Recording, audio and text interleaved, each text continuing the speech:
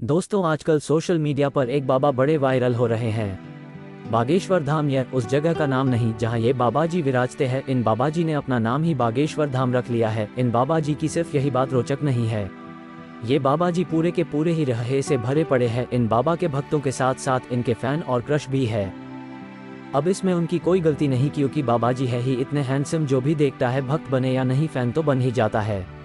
किसी बॉलीवुड हीरो की तरह दिखने वाले इन बाबा जी के बारे में बताने से पहले हम आपको कुछ बात क्लियर कर देना चाहते हैं, क्योंकि हमारा हिंदू धर्म एक ओपन रिलीजन है जहां पर किसी का कोई कंट्रोल नहीं है। यहां पर कोई भी अपनी मर्जी से बाबा बन सकता है, इसके लिए कोई सर्टिफिकेट नहीं लगता और ये एक अच्छी चीज भी है। लेकिन इसी अच्छी चीज का फायदा उठाते हैं आजकल के मॉडर्न बाबा लोग।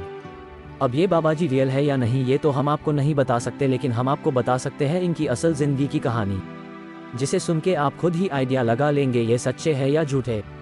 बाबा जी का असली नाम धीरेन्द्र कृष्ण शास्त्री है और यह मध्य प्रदेश के रहने वाले हैं। और जिस बागेश्वर धाम सरकार की यह बात करते हैं वह मध्य प्रदेश के छतरपुर जिले के गंज कस्बे में बालाजी का एक पुराना मंदिर है, जिसमें बाबा जी की फैमिली 3 पीढ़ियों से पूजा कर रही है।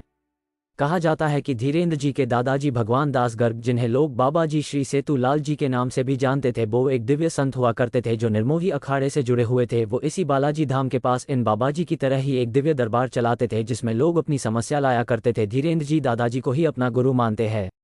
वो 9 साल की उम्र से ही अपने दादाजी के साथ उस मंदिर की सेवा में लग गए थे। अब उस टाइम इंटरनेट तो हुआ नहीं करता था, इसलिए इनके दादाजी गुमनामी में खो गए। उसके बाद धीरेन्द्र जी ने उस दरबार को संभाला तो उनके भक्त उनकी वीडियो रिकॉर्ड कर सोशल मीडिया में डालने लगे और देखते ही देखते उसके बाद बाबा जी के फॉलोअर्स धीरे धीरे बढ़ते गए और आज इनकी पॉपुलैरिटी विदेशों तक पहुंच गई है। हाल ही में धीरेन्द्र कृष्ण शास्त्री जी ब्रिटेन गए थे और उन्होंने वहां ब्रिटिश सांसदों और वहां के भारतीय समुदाय के बीच प्रवचन दिया है। बाबा जी का जन्म मध्य प्रदेश के छतरपुर जिले में 4 जुलाई 1996 में हुआ, मतलब बाबा जी अभी सिर्फ 26 साल के हैं। उन्होंने 12वीं तक की पढ़ाई अपने गाँव में पूरी की और उसके बाद BA की पढ़ाई कॉलेज से प्राइवेट ही करने लगे।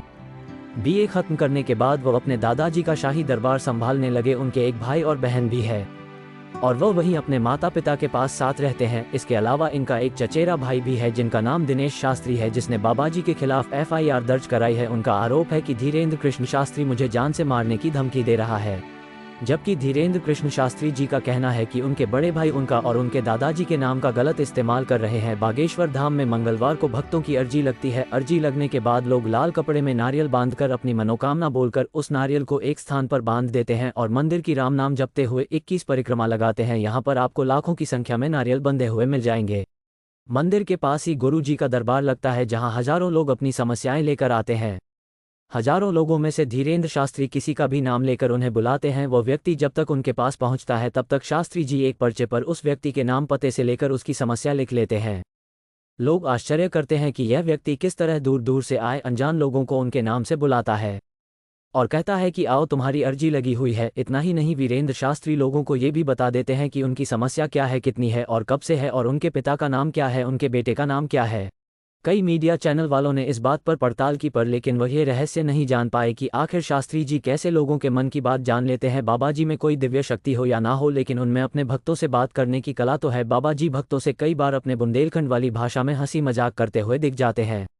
बाबा जी की पॉपुलैरिटी आजकल इतनी बढ़ गई है कि वो आजकल मध्य प्रदेश को छोड़कर बाहर भी अपने दरबार लगाने लगे हैं। इस पर उनका कहना है कि मध्य प्रदेश आकर लाखों लोगों का पर्चा भरना संभव नहीं हो पाता, इसलिए हम खुद ही लोगों के पास जाकर उनके शहर में दरबार लगा लेते हैं ताकि लोगों को सुविधा हो। हमारा ये दरबार एकदम निःशुल्क होता है, इसमें किसी भी तरह से कोई पैसा नहीं लिया जाता और मंदिर में रामकथा से जो पैसा मिलता है उससे गरीब बेटियों की शिक्षा और शादी पर खर्च करते हैं। ये बात तो सच है कि बागेश्वर धाम में टाइम टाइम पर गरीब लड़कियों की शादी के लिए सामूहिक विवाह सम्मेलन आयोजित किए जाते हैं। इसके अलावा बागेश्वर धाम में ओल्ड एज होम भी बनाया गया है, जहाँ पर ऐसे बुजुर्ग लोग जिन्हें उनके बच्चे बूढ़े होने के बाद छोड़ देते हैं, उनके लिए फ्री में रहने की व्यवस्था की गई है। अभी बागेश्वर धाम की तरफ से निःशुल्क हॉस्पिटल बनाने का संकल्प लिया गया है।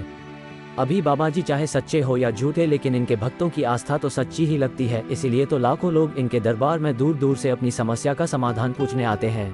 पर एक बात तो पक्की है, अगर यह बाबा किसी कंट्रोवर्सी में पड़ गए तो इनका टिकट लंबा कटना तय है। दोस्तों, इन सब सोशल मीडिया वाले बाबा के बीच हमें यह नहीं भूलना चाहिए कि हमारे सनातन हिंदू धर्म में लाखों ऐसे बाबा भी है जो इंटरनेट और सोशल मीडिया की जिंदगी से दूर अपनी सच्ची साधना और तपस्या कर रहे हैं, जिनका हमें पूरा सम्मान करना चाहिए।